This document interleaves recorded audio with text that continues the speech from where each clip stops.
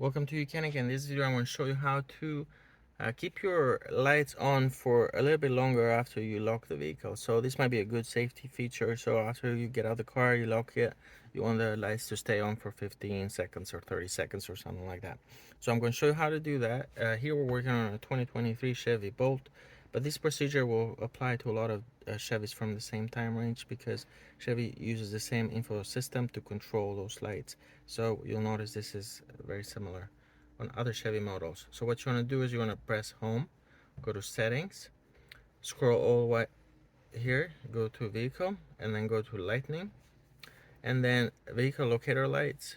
These are lights that turn on the exterior lights when you press the unlock button on the remote key fob.